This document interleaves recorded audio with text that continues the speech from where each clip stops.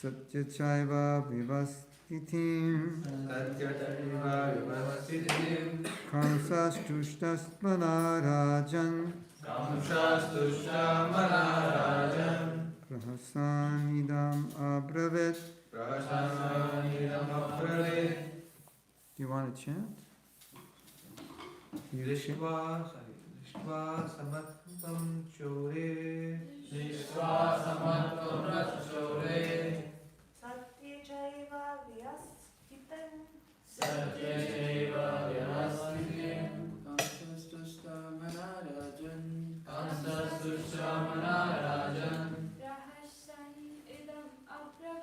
Rahasan idam abravit.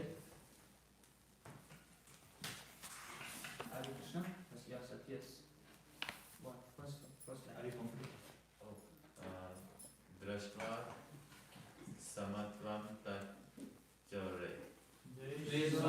Samattam Tatschore Satyachaiva vyavastitam. Satyachaiva Vivastitim Gamsastushtamana Prahasan idam abravit. Idam Abravit Drishva samatvam tachore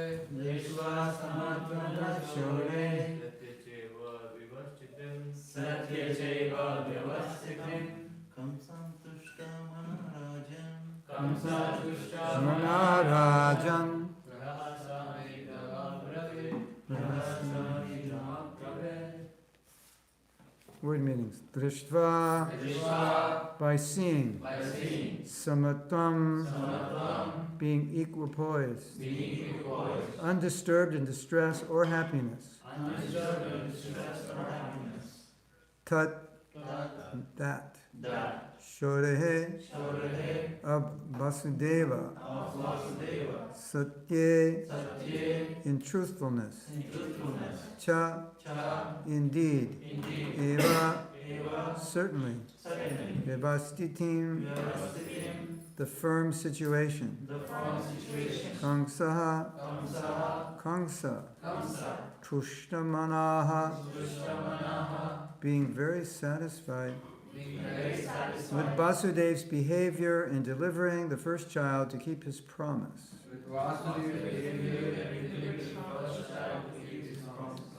Rajan, O Maharaj Parikshit, Prahasan, with a smiling face. Idam, this, Abravit, said.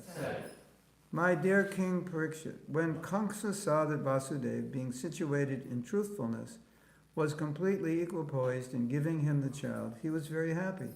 Therefore, with a smiling face, he spoke as follows. Purport. The word samatvam is very significant in this verse. Samatvam refers to one who is always equipoised, unaffected by either happiness or distress. Vasudeva was so steadily equipoised that he did not seem in the least agitated when delivering his firstborn child into the hands of Kamsa to be killed. In Bhagavad Gita 256, it is said, Dukeshva anuvigda mana sukeshu vigata spriha. In the material world, one should not be very eager to be happy, nor should one be very much disturbed by material distress. Lord Krishna advised Arjuna, matra sparshas, dukanteya sitoshna shupadukada, agama pahino nityas tam statiksha svabhavitam. O son of Kunti, the non-permanent appearance of happiness and distress, and their disappearance in due course, are like the appearance and disappearance of winter and summer seasons.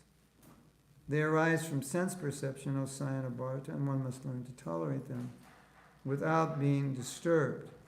The self-realized soul is never disturbed by so-called distress or happiness. And this is especially true of an exalted devotee like Vasudeva, who showed this by his practical example. Vasudeva was not at all disturbed when delivering the first child to Kamsa to be killed.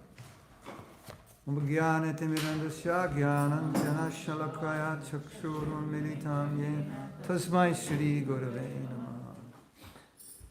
Mukam karoti vachalam pangulangaiti girim yakkapadamaham vande Shri Guru Dinataya Shri Krishna Chaitanya Prabhu Nityananda Shuddhaita Radha Shivashwari Gaurabhakta. So there are two things going on. One is realization. Vasudeva, he's a realized soul, Krishna's father, so he's not disturbed. And the other thing is practice. We are disturbed, but we have to tolerate. So tolerance is for people who are not transcendental. Otherwise, there's nothing to tolerate because you're not affected. So we can say here that Vasudeva and all pure devotees generally are transcendentally situated and therefore not affected by the dualities of this world. But in the Gita, because Arjuna is playing the part of ordinary person, Krishna says you have to tolerate, as this verse says. Because, have you noticed you can't have happiness without distress? It just comes, right? You get something, you lose something. Something good happens today, but it's not always good. So Krishna is saying, if you do not learn how to tolerate the dualities of this world, you can't really become Krishna conscious, because this world is going to push you.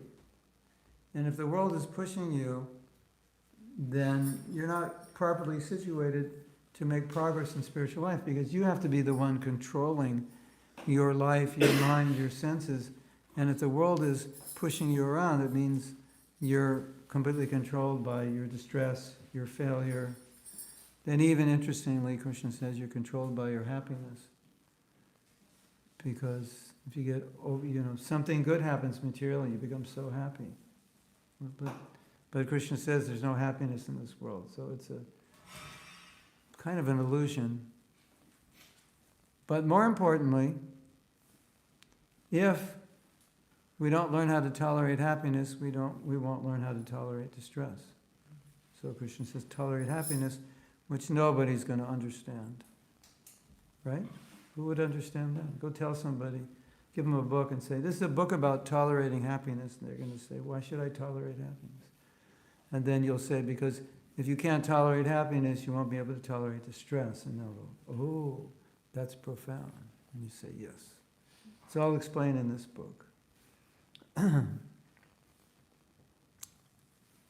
So we hear of two things in Shastra. We hear of the self-realized souls who are transcendental to the dualities of this world, and they're unaffected by it. So in that sense, they don't have to practice tolerance because there's nothing that bothers them. We have to practice tolerance.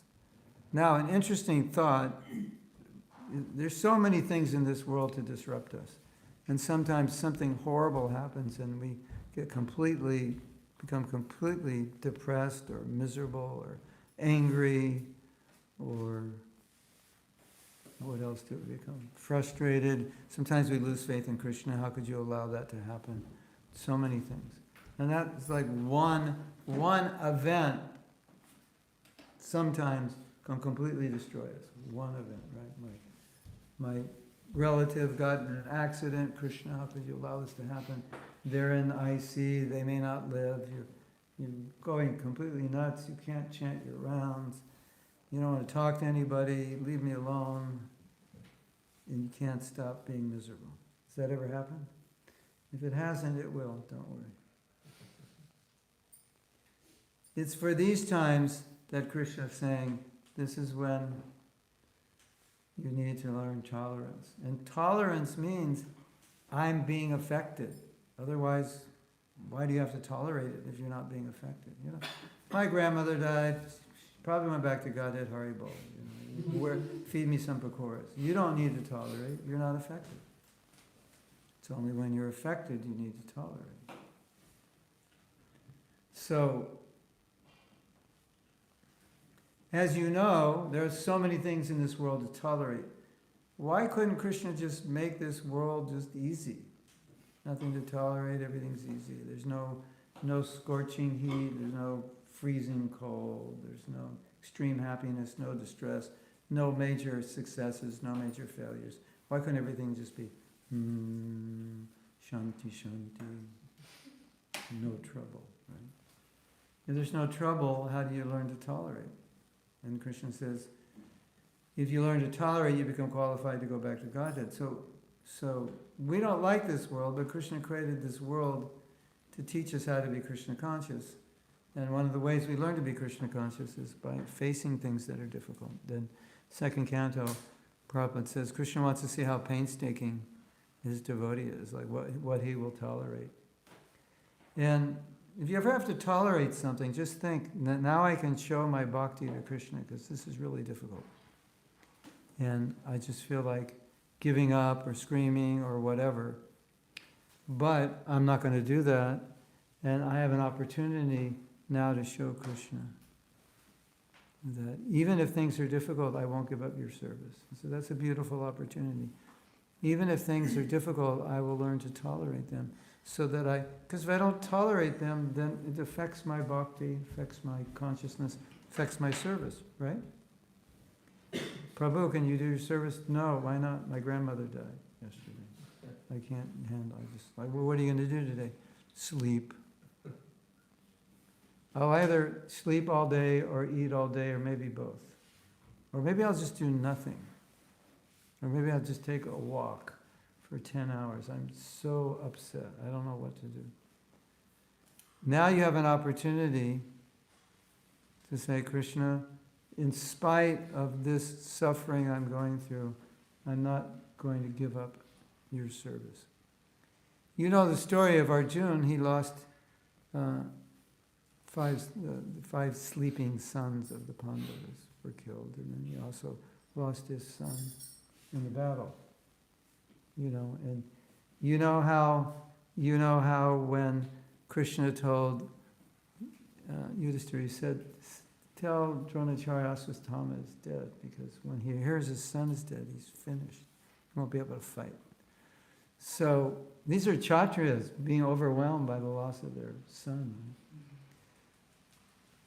But one thing we see with Arjuna, his son died, but he kept fighting. He wasn't over. I mean, obviously you're overwhelmed, but this is what tolerance is all about. That something disastrous happens, but tolerance kicks in, and we don't give up our service.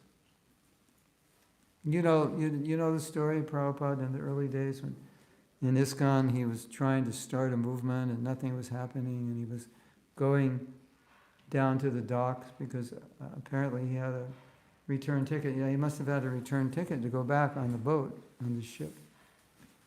So sometimes he'd get discouraged and he'd go to the dock just to see when the next ship is. I'm so discouraged I could take the next. What time is the next one? It's not that he was actually going to do it. It's like sometimes someone becomes suicidal and they say, Prabhu, I'm worried about you. You say, don't worry, I'm too chicken to do it. I just feel like doing it, but I'll never do it. So it was kind of like that with Prabhupada, contemplating it, but I'm not going to go back. But there was so much Prabhupada had to tolerate, like a million things he had to tolerate to do his service. But that's what it means to be a great devotee. Will not be. No matter what happens, they'll continue. So we should follow that example. No matter what happens, we should continue. That's tolerance. It's not easy, but never give up your service, no matter what. Now, here's a thought to sober you. In this world, we experience trouble and we experience loss. And you know how we lose, like we're saying, my grandmother died. I was very close to her. It's very painful, yes. But when you die, you lose all your grandmothers, all your grandfathers, all your parents, brothers, sisters, cousins, your car, your home, your favorite shoes, your favorite mridanga, your super harmonium that you paid $800, well, in Canadian dollars, like $1,200 for, and your super phone and everything, you lose it all. So how can you handle that? That's, we can hardly handle losing one thing. And how can you handle losing everything? Well, here's an insider's power secret. If you learn tolerance now, in the face of difficulty, you will be so practiced that at the time of death, it'll be, I don't want to say easy, but I will say easy. Because when you practice something, it becomes easy, right? If you're, like you can do something, everyone's saying, wow, how do you do that? That's amazing. And you're thinking, it's easy. Because you practiced since you're 5, so it's easy. But it's not really easy, but for you it's easy because you practice. So Krishna makes the world a practice ground for tolerance because there's so many things we have to tolerate. Right? You're living in the ashram, you have to tolerate the other people. It's easier to live alone. There's another person. They don't think like you, they don't get up at the same time you do, they don't go to bed at the same time. They're in a different universe in the way they think, and you have to be tolerant. And then you go outside and you go to work. If you go to work, there's more to tolerate. Winter comes, more to tolerate. It's a busy street, loud, noisy, more to tolerate. Right? We're down here in a room with no windows. Feels like we're in prison. Tolerate that. Whatever. Sabji had no spice, I have to tolerate that. Sabji had too much spice, I have to tolerate that. It's like everywhere you look, the world is arranged for you to tolerate, but that's good. Because that's how you become Krishna conscious. So Krishna creates situations for us to practice. And, there are so many problems in this world. You know, when these problems come, sometimes you think, Krishna, why? Why are these problems? I'm your devotee. I'm trying to be your devotee. Why problems? Krishna says, because you took a material body. Why did you, if you don't want problems, why did you take a material body? And if you don't want any more problems, then go back to Godhead. I will not give you any problems there. But when you're here, there will be problems. Material body is a problem by nature. Material mind is a problem by nature. And I have to give you some problems to strengthen you. So rather than complain, just like deal with it and learn how to be tolerant. Not easy, is it? Sometimes it's really hard. Sometimes it feels impossible, but at least remember, Arjuna, he didn't give up his service. Prabhupada said he's a father. His son died. He's certainly affected, but he was able to do his service. That's the important principle. And we can think of Prabhupada and so many difficulties he had, and he continued to do his service. These are real role models. And all the devotees that started this movement with practically nothing and going out around the world, and there was so much to tolerate. But that's what we do. So, what do we do now? Take questions or go to the next verse or both? You always do a bunch of verses, right? Yeah, we do questions at 8:15 or 8:20ish. Okay, so you want to do the next verse? Sure. Is that what you do? You try to do 3 verses or something? We read like some translations, like 5-10 translations, Oh. and then choose a verse to talk upon. Oh, okay. We just chose this verse. So, should I read the next 4 translations? Yes, so we can read some verses. So this is text 60. Oh, Vasudeva, you may take back your child and go home. I have no fear of your first child. It is the 8th child of you and Devaki I am concerned with, because that is the child by whom I am destined to be killed. Text 61. Vasudeva agreed and took his child back. But because Kamsa had no character and no self-control, Vasudeva knew that he could not rely on Kamsa's word. Text 62, 63. The inhabitants of Vrindavan, headed by Nanda Maharaj, including his associate cowherd men and their wives, were none but denizens of the heavenly planets. Well, Maharaj Parikshit, best of the descendants of Bharata, and so too were the descendants of the Vrishni dynasty headed by Vasudeva and Devaki, and the other women of the dynasty of Yadu, the friends, relatives, and well-wishers of both Nanda Maharaj and Vasudeva, and even those who externally appeared to be followers of Kamsa were all demigods.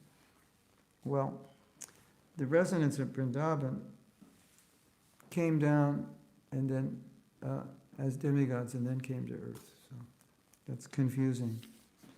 You say, well, it also depends how you translate demigods, but Nanda's Krishna's eternal father. How could he be a demigod? Well, that's how they came down. Read one more. That makes 5, right? Once the great saint Narada approached Kamsa and informed him of how the demoniac persons who were a great burden on the earth were going to be killed. Thus Kamsa was placed into great fear and doubt. That's Narada Muni agitating the situation. So, verse 61 says Vasudeva did not trust Kamsa. And Chanakya Pandit, who was a Brahmin, Prabhupada called a moralist, said, if someone cannot control their senses, you cannot trust them. So that's why Kamsa, we see Kamsa was going back and forth in his decisions. I mean, someone who is willing to kill their sister, could you trust them? I don't think so. There's a saying, you don't trust a person because of what they say, you trust a person because of what they do. So watch what they do. Don't hear what they say, that doesn't prove anything. Anybody can say anything, watch what they do. So you look at Kamsa, what did Kamsa do? You know what he did. So, yes. Vasudeva was very intelligent. So intelligent he convinced Kamsa to not kill his sister. And as Kamsa rightly pointed out, he's trustworthy because he keeps his promise. So Kamsa trusts Vasudeva, but Vasudeva doesn't trust Kamsa. So,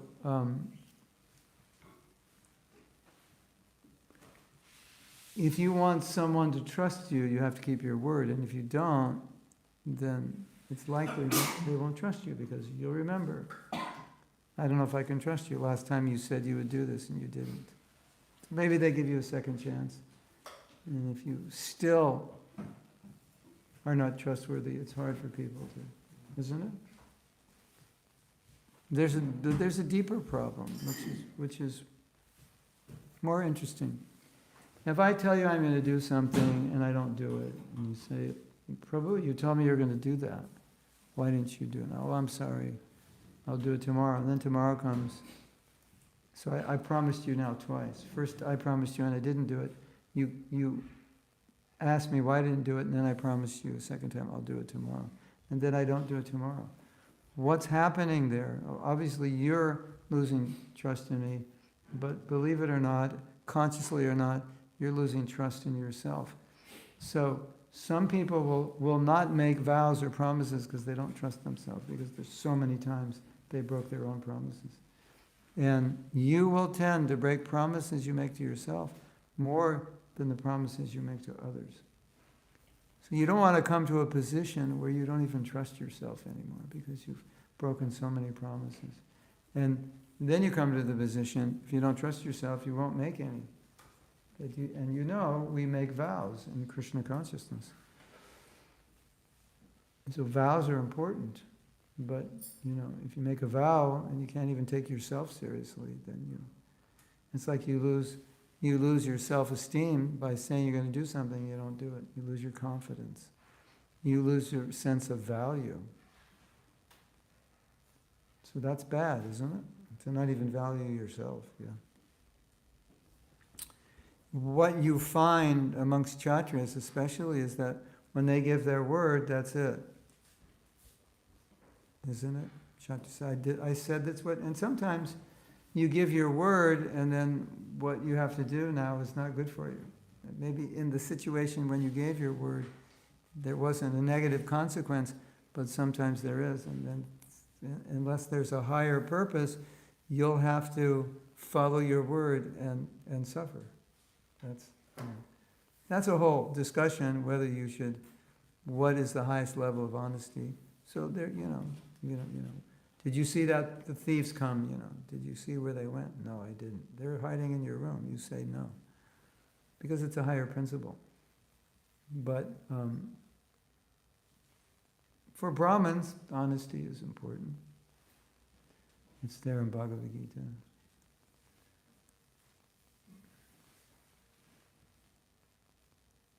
Yes. Yes. Sometimes we have services, we think that, okay, I'm going to do it tomorrow, and we tell it to the people as well. But it's just sometimes not in our hands. Let's say we need permission from management. Oh, that's different. Well, if you promise to do something, don't promise unless you know you can do it. So if you're not, you say, if so-and-so gives me the time, I'll do it. I have to ask him. Because otherwise you're letting people down. That's not good. In your culture, Indian culture, you have great respect for superiors. And you want to make them happy. So sometimes you tell them, I'll do something, you don't even know if you're going to do it. But that's like proper etiquette.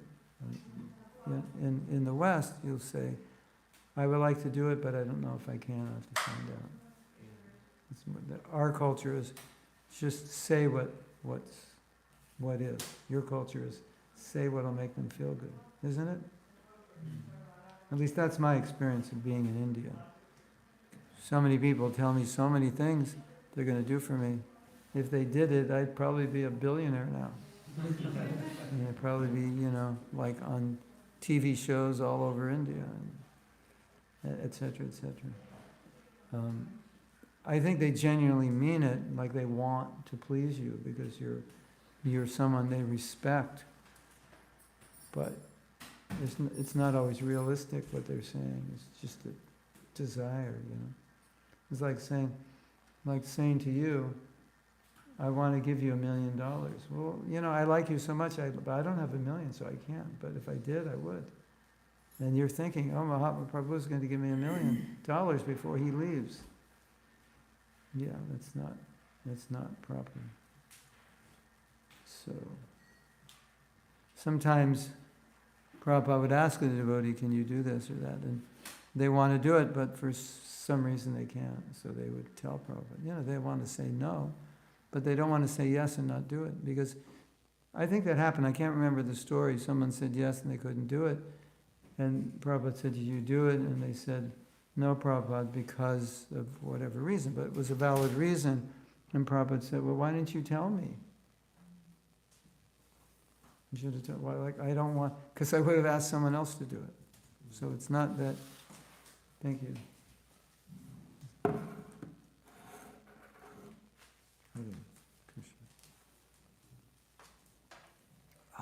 Delicious. I'm trying to fake myself out. This tastes horrible. But sometimes you have to. It's not that bad. You have to tolerate it. This was actually planned for this class to do a visual for you. How to tolerate. We could pass it around. I don't know if you could all tolerate it.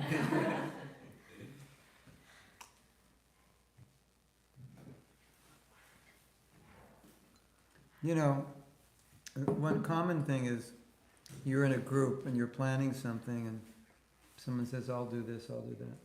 And then you come back next week, because it was supposed to be done that week, and you say, did you do it? And they say, no because this, that, and the next thing. So sometimes there's emergencies you didn't plan. But you could also, if there's emergency, you could call and say, we just had an accident in the family and I'm not going to be able to do it. At least, rather than come and everyone's expecting you done it and then say, I couldn't do it for this reason. Or you just don't do it. So better don't say you're going to do it. It's better to say I'm not going to do it and don't do it than to say I'm going to do it and don't do it. So I'm sorry, I have a finals this week, or we're doing double shifts at work, I won't be able to do it. Maybe I can do it later or something.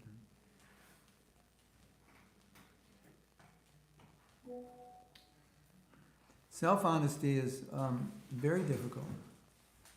And one of the reasons is sometimes someone will say, you shouldn't do this, or you do this, and you'll say, I don't do that. You won't realize you do it. Or someone might say, you have this nature or this quality, and you'll say, no, I don't. And you'll say that because you don't realize, because you've never looked at yourself that way. And one of the reasons, maybe the main reason, because we all have false ego. False ego means an identity. And so if I say, Damayanti, you're really nasty, and Damayanti thinks she's like sweeter than sugar, it's not going to make sense to her. So your first response is like, that's not true. I'm very sweet. And it's possible she's sweet with 99% of the people, but I just saw one interaction that wasn't sweet. And it's not going to make sense to her. And the false ego is always defending our identity. So sometimes it's difficult to see what's wrong with us because the false ego thinks, oh, you're great. And it's hard to acknowledge faults, because who wants to look at their faults, right? But that's part of the process. That's what it means to be humble. And, if you have low self-esteem, looking at your faults is really hard. But that's one of the meanings of introspection, that you can see what you need to improve in yourself without becoming discouraged. Because the problem is you see a fault, you become discouraged. But you have to be able to see it without becoming discouraged. You have to think, oh, good, I found a fault, now I can work on it. Because if I didn't find it, I couldn't work on it. Everyone else would see it except me. It's the hardest for us to see it, isn't it? If someone else has the same fault you have, it's very easy to see it. But seeing inside ourselves, that's difficult. But it's necessary. Isn't it? Humility is essential. And humility means to understand where we're at. It's not that we dwell all day on our faults and walk around depressed. But the main point is, if there's something to be improved and you don't know what it is, you can't improve it. It's pretty simple, right? So that would be a form of self-honesty. Another reason we may want to pretend is because we want people to appreciate us.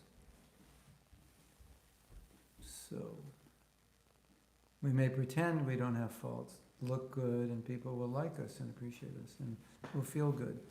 But that's not really the goal of a devotee, to impress other people. The goal of a devotee is to respect other people. So we have it all backwards. We want respect for ourselves, but the devotee is meant to respect others. Non-devotees, their goal is to get respect. Devotees' goal is to give respect. Non-devotees' goal is to find fault with everybody else. Devotees' goal is to see what they need to improve in themselves. It's all backwards, isn't it? That's why it's so hard, because we're conditioned backwards. So you hear this class, you go, yeah, that makes sense. And then you go about your day and you see you're all backwards, because we've been backwards for forever. You've been back, you know what a habit's like, right? You try to change it, but if the habit's very strong, it's so hard to change. You always default back to it. And so conditioning means our material habits from millions of lifetimes. And It's a bit frustrating, but what else can you do? You have to recondition yourself and you have to practice new habits. That's how you overcome old habits. So we learn what we should do, we try. Conditioning will throw us off. Keep trying. Go home and cry, I failed. Keep trying. And as you practice a new habit after a while, and as you advance in devotional service, then after a while, respecting, appreciating others becomes more natural. Looking for respect for yourself becomes more unnatural, less likely. It's something you're not trying to do. So that'll happen, but you have to work on it.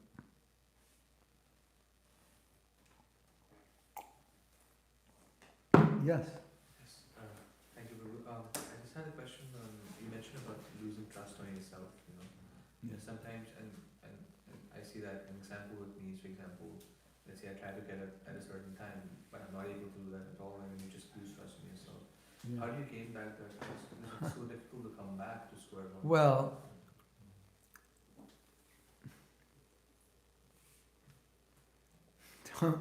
don't promise yourself you're going to do something unless you know you can do it. We just gave a class on vows. And we made a distinction between a brat and a sankalpa. And I don't even know if there's a technical distinction, but I made one. So this is my distinction. When you make a brat, that's it. You have to do it. There's no turning back. But when you make a sankalpa, I think that English translation is intention. Is that, how do you understand sankalpa? As an intention? Yes. Yeah. As opposed to a vrat, which is more than an intention. It's like, so we did a beautiful exercise, and we said, what are all the things you'd like to be doing that you're afraid to make a vow to do? So you don't get discouraged. I made a vow, I didn't follow it. So you write those down as sankalpas. I would like to do that. And then for every sankalpa you make, then you have to figure out how to motivate yourself to do it. And sometimes I think the problem is we make a sankalpa that actually we can't do. Like maybe physically you need a certain amount of sleep, and so you can't actually do it. So that's, and then you get frustrated that you can't do it, but it's like you can't physically or mentally do it. It's not possible. So you want to make sure you don't make a sankalpa for something that you'll be eternally frustrated with, because I want to be a straight A student, but I never was and I never will be, because I'm not good in math or I'm not good in science. So if I make some intention to be a straight A student, I could drive myself crazy. I'd have to spend lots of money on tutors. I'd have to be studying 20 hours a day. So also, you have to consider if you even want to make that intention, because it's like a good intention objectively for everybody, but for you personally, maybe it's not. It's like you're an athlete, you're not a student. That's what's important to you, to be active. Maybe you should become a coach, a physical education coach, not a scientist. No, but all my brothers are scientists, and my parents said you're an idiot if you're not a scientist. Then you have to look at that. Otherwise you frustrate yourself. But if it is something that you want to do, then you have to make it important to you. If something you can do, it has to become important. Because, as you know, you never miss prasadam, because prasadam is important. If prasadam was not important, you'd miss it all the time, right? Because we miss things that aren't important, and we don't miss things that are important. So if you want to do something, you have to make it important in your mind and heart. Maybe not the same way that's important for someone else, but important for you. So if you want to get up early, I have something that I've conditioned myself to do or think. I lived in Vrindavan, I lived in Mayapur. In Mayapur is like Brahma Murta hour, 24/7. It's like anytime you chant in Mayapur, Vrindavan, it's like chanting here in the morning. It's like, it's so special. It's more than, it's transcendental. But But Brahma Muhurta is the closest thing that we have to being in the Dham because it's the most sattvic time of day. So, if within your heart and mind you develop an affinity, an attachment, an attraction for that time of day, it's going to be easier to get up, obviously, because you gravitate towards what you're attracted to. So, if you get up in the morning and you're chanting, maybe you all start chanting at a certain time and you decide, I want to chant earlier. How do I get up? And you think, well, I could chant 8 rounds before everyone else even gets up. And that would help me so much in my Krishna consciousness. And if that becomes important to you, and you look at that and think, wow, that'd be amazing, I'd love to do that, probably you're going to be able to do it, at least more easily. But if you don't have that desire and you're pushing yourself to try to get up earlier, you're solely working on willpower, and most people don't have a lot of that. People have willpower when they're up against the wall, right? You got to pay your rent. You got a lot of willpower to study. You got a goal to achieve that's forced upon you, so that you'll have willpower. Because if you don't do this, you'll suffer. That's a different kind of thing. So most people don't have that. I'm going to get up 3 o'clock every morning. I don't care when I go to sleep. Yes. But if you have something that attracts you to the early morning and say, oh, this Brahma Muhurta, it's so beautiful. I want to be up at that time. I don't want to be sleeping. Or I have some goal. I really want to study this, and I can't figure out when I'm going to study it. And I can see my whole life going by never studying it unless I get up at this time. And that whatever it is I want to study, it's so beautiful, it's so attractive, I have such a strong desire. I have something really interesting that I talk about in the japa workshop. Many, many devotees, they have difficulty with their japa. It's not a pleasurable experience, it's more like a duty. You need to do it. Let's do it, let's get it over with. Finally finish my rounds. Sigh of relief. Don't have to do that for another 20 hours. So, if that's how you feel about japa, well, you won't feel that way later. By Sunday night, you won't feel that way at all. But if that's how you feel about it, why would you want to get up early? Because the first thing you're going to do is chant when you get up. And if you don't like chanting, it's like, It's like you have to go to work in the morning. You hate your job, and the alarm goes off, I gotta go to work. But if you love your work, it's like, yeah, I can't wait. You jump out, right? So, if you want to get up early, you better like the things you do after you get up. So, you want to cultivate an attraction for all these things, especially for chanting. And that can make a difference, because you think, oh, I love chanting early in the morning, and now it's time to get up. And if I get up, it's going to be really good. Yes? Hare Krishna Maharaj, when you're doing service and you're giving your best endeavor, how do you know you're seeking encouragement, looking for respect, or you're sharing something, a special moment with like a mentor or a peer? How do we draw the lines between what's our intent? You have to ask yourself, why am I doing this? You ever said something? Like maybe I talk to you and I go, what's going on here? And say, well, we're doing this, we're doing that, we're doing this, we're doing that. And you might be thinking, you're just answering my question. Or you might be thinking, he'll probably be inspired by it. But did you drop in anything like, and I do this part of the service? Why did you say that? Maybe you just want me to know, that's fine.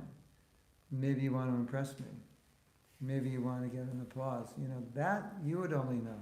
I mean, other people might be able to feel, I feel like you're proud and you didn't need to say that. They could be wrong, they could be right. But you have to ask yourself, am I boasting? Did I say that to glorify myself? And if you don't know, I would guess that it happens here and there. I'm not saying it happens all the time. But sometimes you'll just catch yourself telling somebody what you're doing, and after you say it, you ask yourself, why did I need to say that? I didn't really need to say that. Was I trying to impress them? And probably the answer is, yeah. Because we as conditioned souls, we like to impress people. We want to be accepted, we want to be loved, and we think to be accepted and loved, I need to impress you, which is not true. We don't love people because they impress us. We love people because they're friends, and they're honest, and they're open, and they're not trying to dominate us and show off. But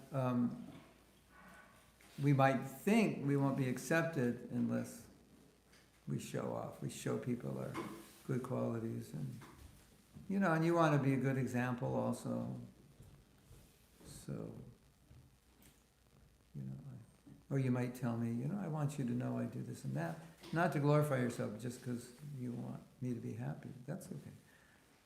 But it's not always like that, and if it's not, you just, maybe you don't know. Maybe you ask yourself the question, did I say that to glorify myself? And your answer is, I don't know. I think if you said it solely to tell me about it, you would know. That's why you said it. If you don't know, probably, maybe you're just being humble. But anyway, the false ego is subtle, and like we're saying, being introspective is not easy. Like who wants to walk around thinking, oh, I just said that to glorify myself? But in our humility, just to make you feel better, in our humility workshop, we ask devotees, have you ever done service with some motive to be honored for it, to be recognized, appreciated? Have you ever done that? And some devotees said, I've never not done that. It's like that's how pride works. You think about it, and you say, no, I did it. I did it to please Guru and Krishna, but somewhere in my mind I was hoping people would recognize me. So that motive is there. And so you realize, there's a big motive to be honored. And it's not what bhakti is about, but that's what we are. We're conditioned souls. And if we're going to value it, if we're going to understand it and work with it, we have to acknowledge it. So I can't acknowledge it for you. I'm just throwing this out for you. Ask yourself. Yes. Yesterday at the yoga studio program, a girl asked a question about pure desire, and your answer to her was that some part that I remember was that until you get to that stage of pure desire, your motive can be, you can choose the motive of your service. Can you talk more about that? Yeah, there's why I do something is not always the same as the material desires that I have in my heart. Right? So I was giving an example let me give an example. Vishaka invited me here to come. She wanted, and I was supposed to come last year and I couldn't, and maybe she invited me a few times before that. I said, I'm already in Canada, so okay, we will come. And I think, I want to come here and help you all improve your japa. That's why I'm here. There's no other reason, right? And it doesn't mean I don't have any material desires, Do I like it when people give me donation? I like it. Do I like it when people glorify me? I like it. Do I like it when I get nice prasadam? Yes. Do I like it when people take care of me and tell me, you're so funny and you lead nice kirtans? Do I like all that? Of course, I'm a conditioned soul. It's not why I came here. I didn't come for that.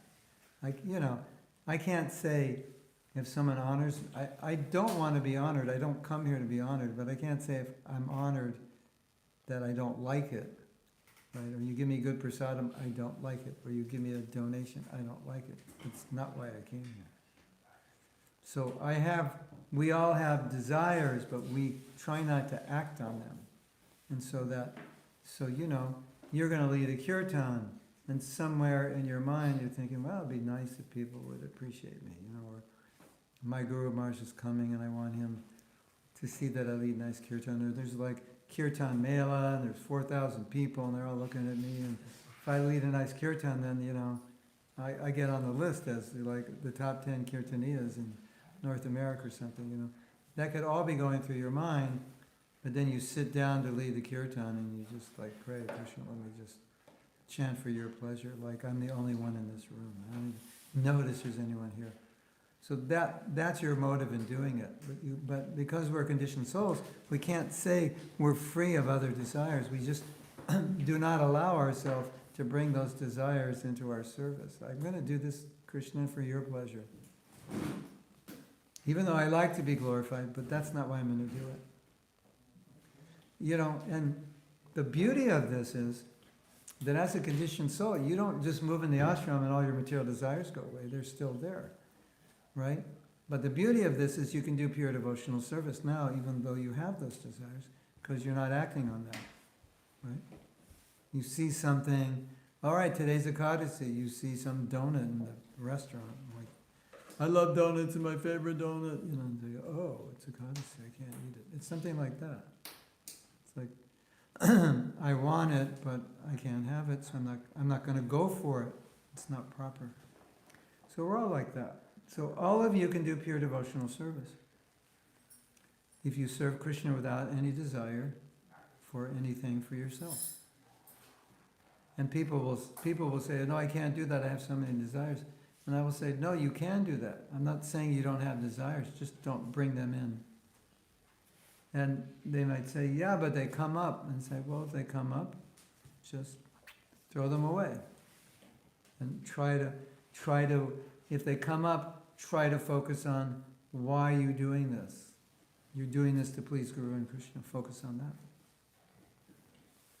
And so the beauty of that is you can do that, even though you're not pure. And then you can be engaged in pure devotional service. Because that's what pure devotional service is.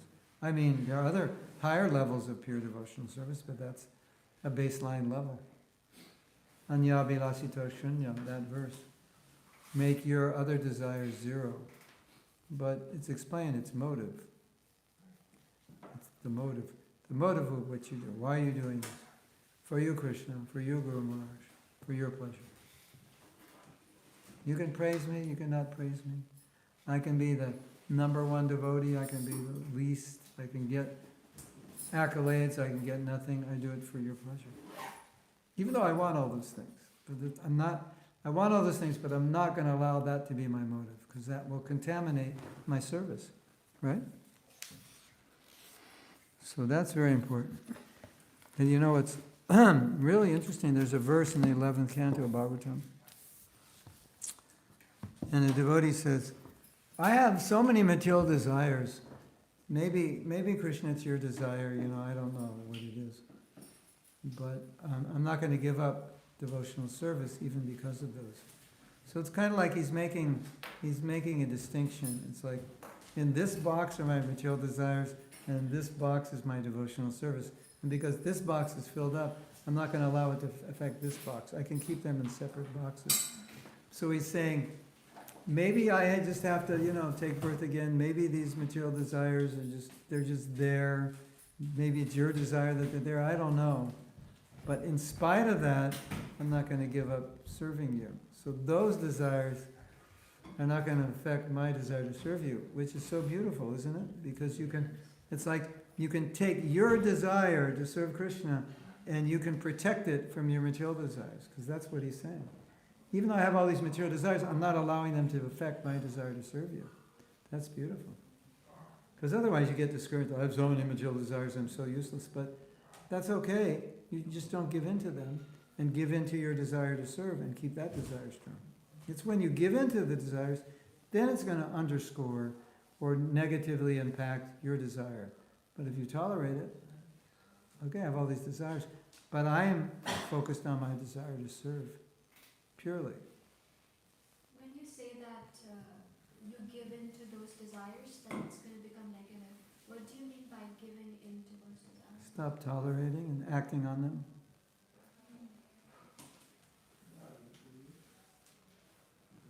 Or stop being aware of them. Sometimes you might act on them, but if you're aware of it, and you're aware that was bad, and I don't want to do that, then you're okay. It's when you're not aware of it, you know. Sometimes it's subtle, we're not aware. Like I'm saying, you ask, why did I do that?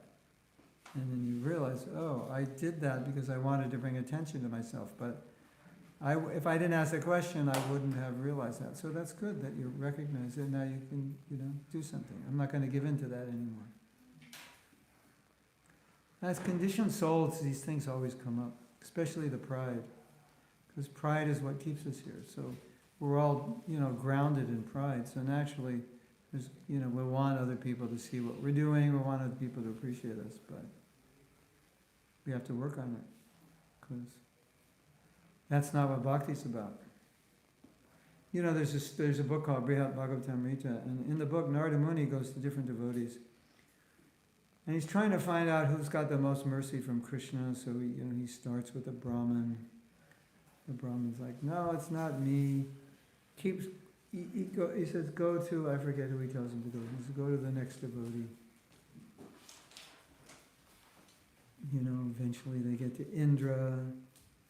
Indra, no, it's not me. Go to Shiva. Shiva, no, it's not me. Go to Brahma. No, it's not me. Go to the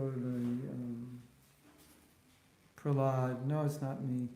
Every one of them said it's not me because of something they did wrong. Everyone admitted, no, this is my limitation. Indra's like, look I fought with Krishna, I offended him. Brahma, I stole the cows. Shiva's, I was Shankar. I was preaching impersonalism. And each one, it's like, wow. Nobody thinks they're the best. They always think, go to him, he's the best. That's the attitude of devotee. You can't imitate it, but at least you can recognize that's the goal. And you can recognize how far off I am, So I want the recognition for myself. I should be seeing others. How can we balance the desire of serving, but also knowing our inability to do so? Certain services you're not good at.